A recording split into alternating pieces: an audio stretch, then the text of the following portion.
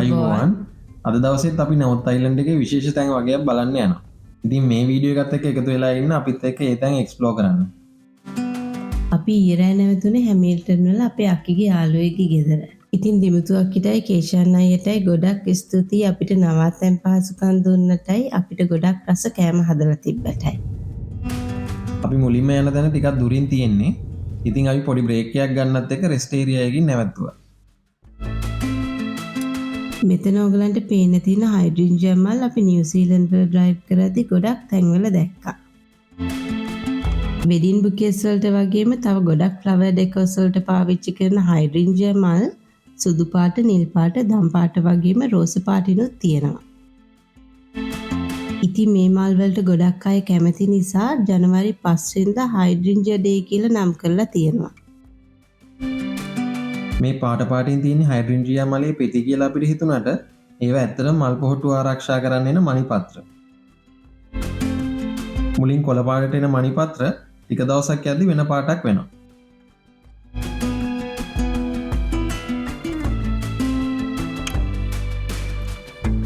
දැන් අපි ඇවිල්ලා ඉන්නේ ඕටරොහංග කියන පොඩි ටවුන් එකට. ඉතින් මේ ටවුන් එකට කිවියානා ටවුන් කියලාත් කියනවා. මේකට හේතුව මේ ටවුන් එකේ නිව්සීලන්ඩ් වල කිවි සංස්කෘතිය පිළිබිඹු වෙන විදිහේ ගොඩක් දේවල් තනින් තන හදලා තියෙන නිසා.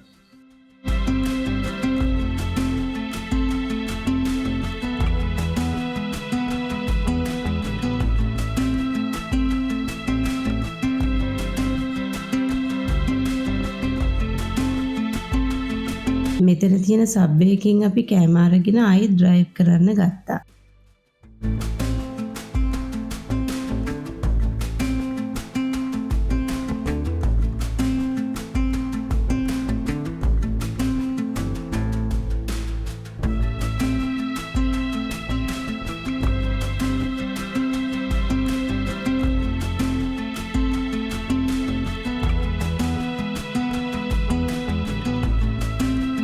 අපි අර තැනට ළඟින් තියෙන ප්ලේ ඒරියා එකකින් ආයෙත් පොඩි වෙලාවකට නැවැත්තුවා බබාලට සෙල්ලම් කරන්නයි අපි ගත්ත කෑම කන්නයි.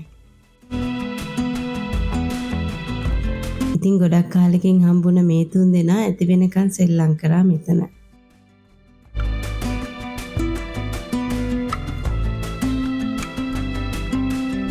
අපි දැන් ඇවිල්ලා ඉන්නේ වයිටමෝ ග්ලෝවෝම් කේව්ස් වලට. මෙතනින් කේව් එකේ පහළට බැස්සාම ග්ලෝවෝම්ස්ලා බලා ගන්න පුළුවන්. මෙතන වටේට පේන ගස්වලත් ග්ලෝවෝම්ස්ලා ඉන්නවා. ඒ වුණාට දවල්ට එළිය තියෙන නිසා දැන් නම් පේන්නේ නැහැ.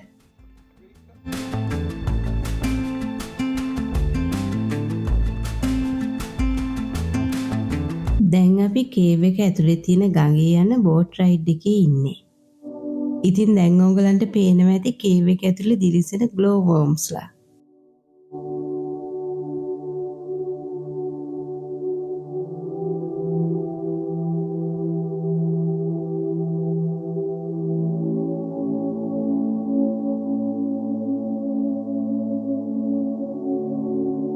අපිට මේ බෝට් රයිඩ් එක කරද්දි රෑට අහසේ තරු දිහා බලන් ඉන්නවා වගේ හිතුනේ. නිව්සීලන්ඩ් වලටම ආවෙනික වුණ ග්ලෝවෝම්ස්ලා වර්ගයක් ඉන්න වයිටමෝ කේව්ස් නෝර්ත් අයිලන්ඩ් එකේ විශේෂ තැනක්. මේ සතුන්ට ග්ලෝවෝම්ස්ලා කියලා කිව්වට මේගොල්ලෝ ඇත්තටම කුරුමිනි විශේෂයක්. බිත්තර වලින් එළියට ආවට පස්සේ මාස 9ක් විතර කීටෙක් විදියට ඉඳලා ඊට පස්සේ තමයි කුරුමිනියෙක් වෙන්නේ.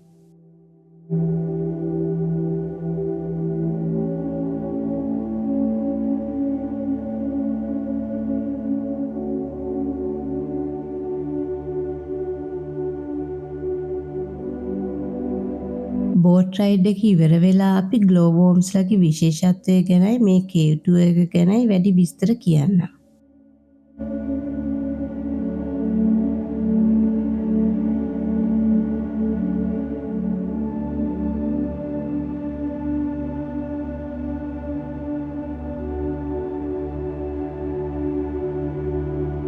මෙතනින් තමයි බෝට් රයිඩ් එක ඉවර වෙන්නේ.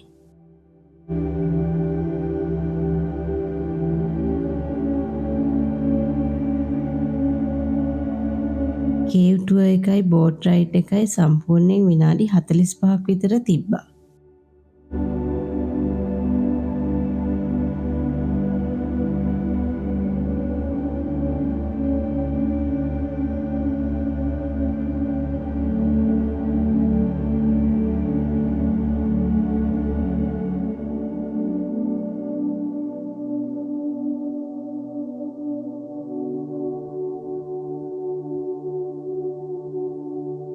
දැන් අපි වයිටමෝ ග්ලෝවෝම් කේව්ස් බැලුවා.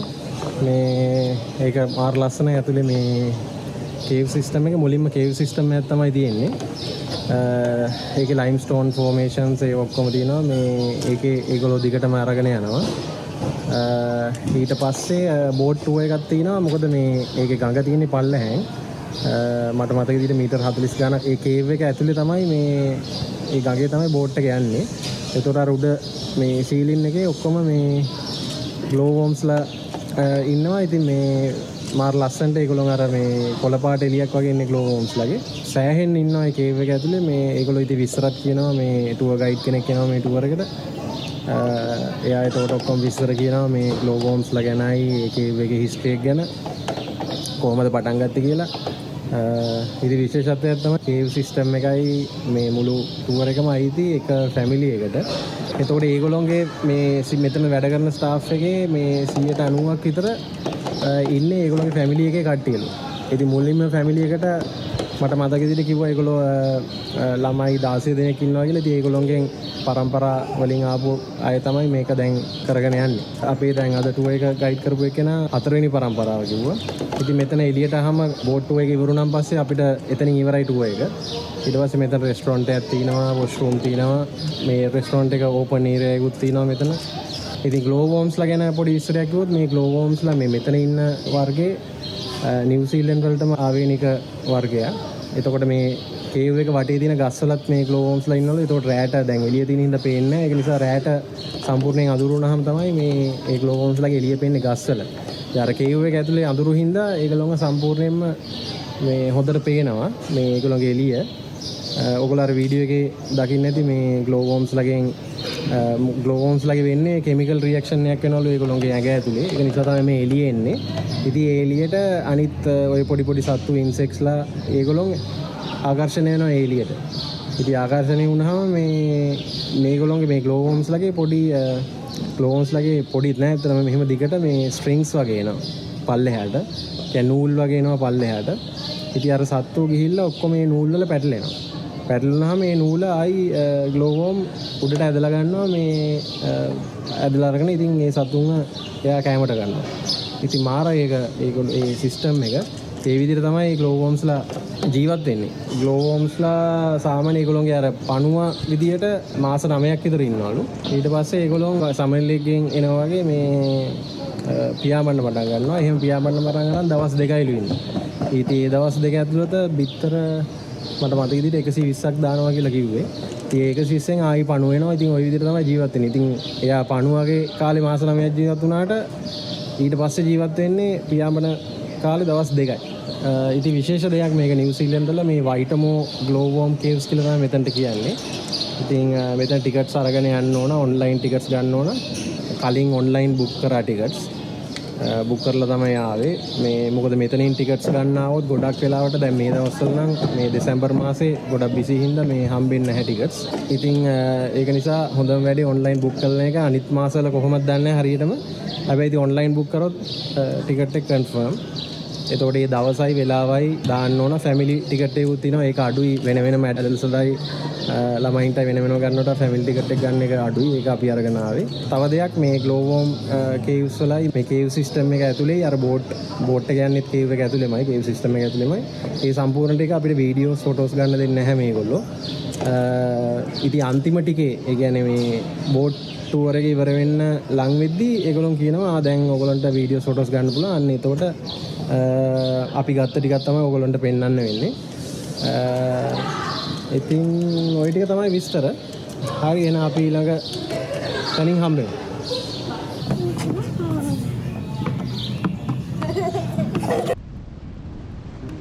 ග්ලෝ වෝම් ටුවර් එක ඉවර වෙලා දැන් අපි වයිටමෝ ඉඳන් කිලෝමීටර් 30ක් විතර ඈතින් තියෙන තවත් ලස්සන තැනක් බලන්න යන ගමන් ඉන්නේ. විනාඩි 45ක් විතර යනවා මෙතනට යන්න. අපි පාරේ එක තැනකදී දැක්ක වැටක සපත්තු සෙරප්පු ගොඩක් එල්ලලා තියෙනවා. අපි අහපු විදිහට නම් මේ හරිය කලින් තිබ්බ ෆාම් එකයිදී තාත්තයි අම්මයි සිහි වෙන්න ඒගොල්ලොන්ගේ දුවෙක් තමයි දෙමව්පියන්ගේ බූට්ස් මේ වැටේ මුලින්ම එල්ලලා තියෙන්නේ. ඊට පස්සේ වයිටමෝ පැත්තේ ජීවත් වෙන අනිත් මිනිස්සු වගේම මේ පැත්තට එන ටුවරිස්ට්ලාත් ඒගොල්ලොන්ගේ පරණ සපත්තු සෙරප්පු මේ වැටේ එල්ලලා තියෙනවා. ඉතින් මේ වීඩියෝ එක බලන ඕගොල්ලෝ මේ ගැන මොන හරි දන්නවනම් පහලින් කමෙන්ට් කරන්න. කායක පාක් කරලා විනාඩි 10ක් විතර ලස්සන කැලයක් මැද්දෙන් තමයි මෙතනට යන්න තියෙන්නේ. ඉතින් අපි ගිහිල්ලා බලමු කොහොමද කියලා. දැන් අපි යනවා මරොක්කපා කියලා මම හිතන්නේ ප්‍රොනවුන්ස් කරන්නේ. මරොක්කපා ෆෝල්ස් එක බලන්න. මේ වගේ කැලේ පාරකින් තමයි යන්න තියෙන්නේ. එතන ගහලා තිබි විනාඩි 10ක විතර හයික් එකක් කියලා. ඉතින් ලස්සනයි මේ කැලේ මැද යද්දි. මේ ප්‍රශ්නෙකුත් නැහැ. මේ සමයකේ වුණාට හොඳට සීතලට තියෙන ගොඩක් ගස් පිරලා තියෙන හින්දා.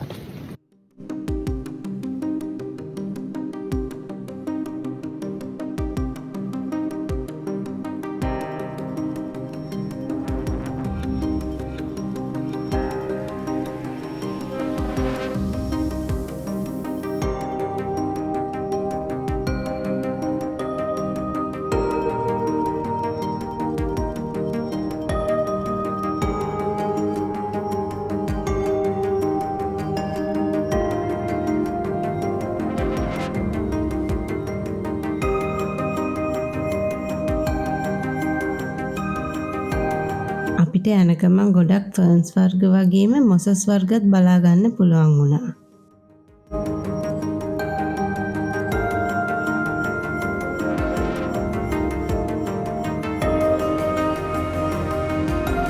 ඒ වගේම ටික වෙලාවකට හරි මේ වගේ කැලයක් මැද්දෙන් ඇවිදින්න තියෙන එක හිතට වගේම ඇඟටත් ගොඩක් සැහැල්ලුයි.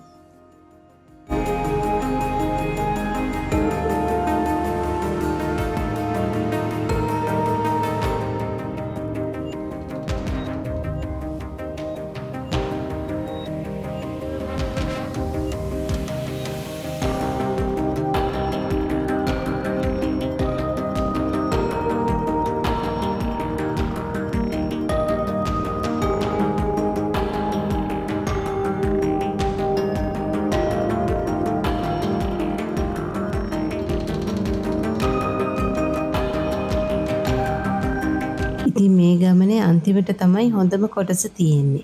අපි බලමු මොකක්ද ඒ කියලා.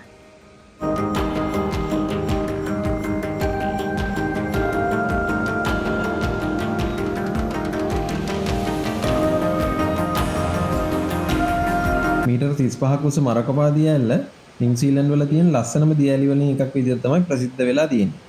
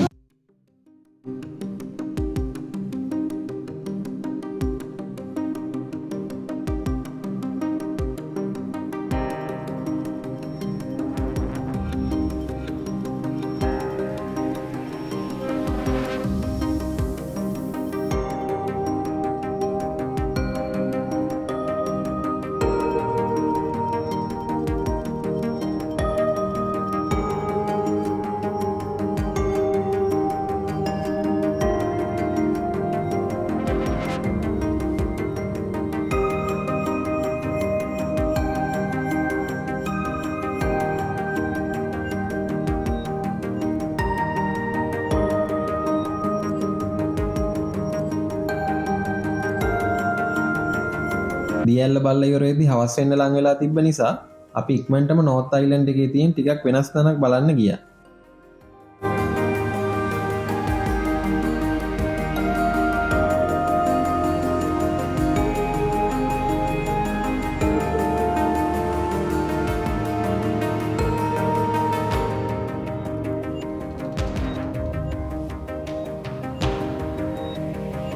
මෙතන නැචරල් බ්‍රිජ් එකක් තියෙනවා. ඉතින් මේ ඒක බලන්න යන ගමන් දැන් වෙලාව 7:00 විතර ඇති.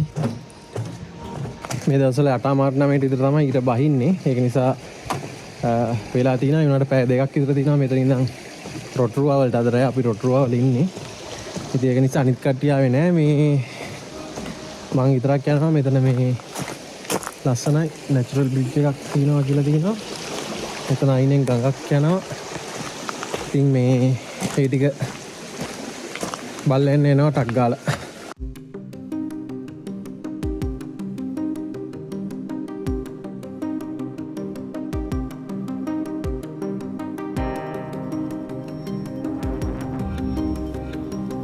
නැචරල් බ්‍රිජ් එකට යන වෝක් එක වැටලා තියෙන්නේ උණුගල් වලින් හැදුන ගෝජ් එකක් මැද්දේ. අවුරුදු දහස් ගාණක් තිස්සේ ගඟක් හරි වතුර පාරක් හරි නිම්නයකින් ගලාගෙන යද්දි වෙන කාදනය නිසා තමයි මේ වගේ ගැඹුරු ගෝජ් හැදෙන්නේ. මේ පහලින් පේන ගඟ නිසා මෙතන දෙපැත්තේ තියෙන හුණුගල් කාදනය වෙලා තමයි මේ ගෝජ් එක නම් හැදිලා තියෙන්නේ.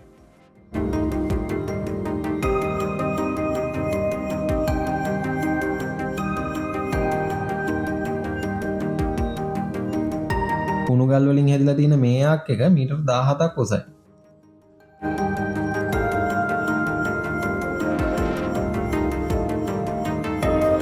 අවුරුදු මිලියන ගානකට කලින් තිබ්බ කේව් සිස්ටම් එකකින් දැනට ඉතුරු වෙලා තියෙන මේ ආක් එක එහෙම නැත්නම් නැචරල් බ්‍රිජ් එක විතරයි.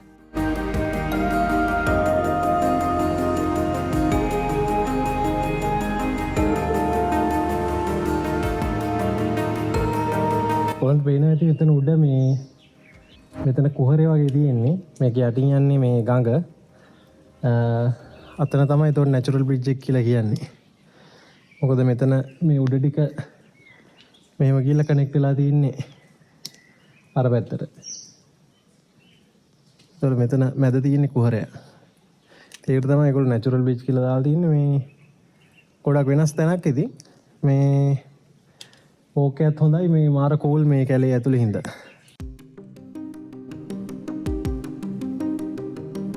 මෙතනට රෑ වෙලා આવොත් ග්ලෝ වෝම්ස්ලා ගොඩක් බලා ගන්න පුළුවන් කියලාත් අපිට දැනගන්න පුළුවන් වුණා.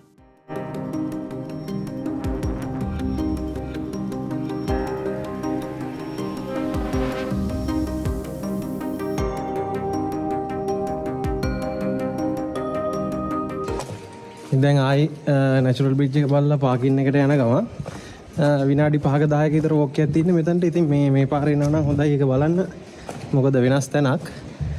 මේ ගඟත් යනවා මෙතන පල්ලෙහෙන්. අර නැචරල් බ්‍රිජ් එක යටි කියපු ගඟ මරකොපා වෝටර්ෆෝල් එක බලලා මේ පාරෙන් එනවනම් මේක ඇත්තටම මේ බලන්න හොඳ තැනක්. රෙකමන්ඩ් කරන්න පුළුවන් තැනක්. අපි දැන් අද රෑ නැවතින රොටරුවා කියන ටවුන් එකට යන ගමන්.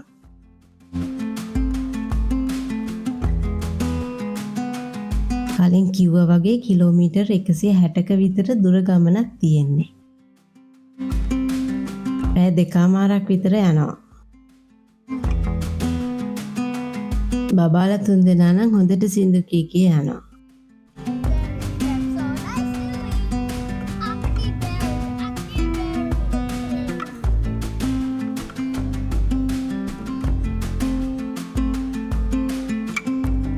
අපිට යන ගමන් ලස්සන ලැවෙන්ඩර් ෆාම් එකක් හම්බුණා. හැබැයි ෆාම් එක ඇතුළට යන්න බෑ දැන් ඒක වහලා නිසා. ඒක නිසා අපි කායක එතන නවත්තලා ටිකක් ඇවිදලා බැලුවා.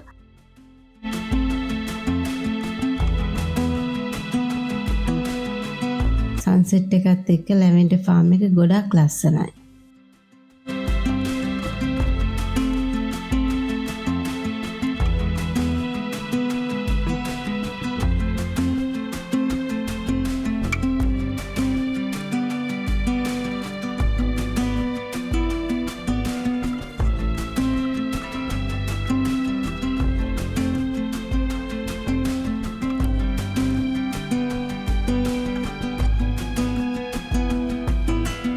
අපි රොටරුවා වල බුක් කරපු Airbnb එක තමයි මේ තියෙන්නේ. මෙතන බෙඩ්රූම්ස් දෙකක් වගේම අපිට අවශ්‍ය වෙන හැමදේම තියෙනවා.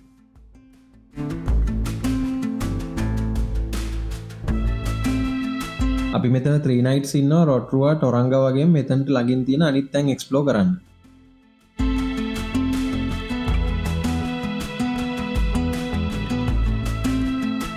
ඉතින් ඔය විදිහට තමයි අද දවස් ඉවර වුනේ. ඔයගොල්ලෝ මේ වීඩියෝ එකත් එන්ජොයි කරන්න ඇති කියලා හිතනවා. නිව්සීලන්ඩ් ටුර් එකේ මේ වෙනකන් අපි ගිය තැන් ඔයගලන්ට නිව්සීලන්ඩ් ප්ලේලිස්ට් එකෙන් බලන්න පුළුවන්. ඔයගොල්ලෝ මේ වීඩියෝස් වලට කැමති නම් ලයික් කරන්න, ඒ වගේම කමෙන්ට් කරන්න. එහෙනම් අපි ඊළඟ travel වීඩියෝ එකෙන් හම්බෙමු. ජය වේවා.